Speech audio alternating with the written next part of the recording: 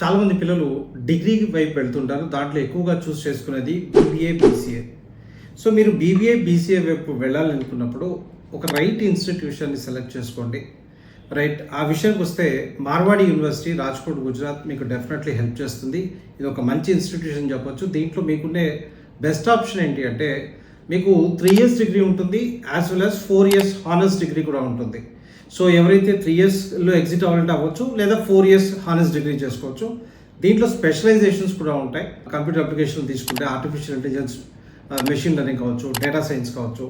So ఈ kind of courses మనకి బీసీఏలో ఉంటాయి.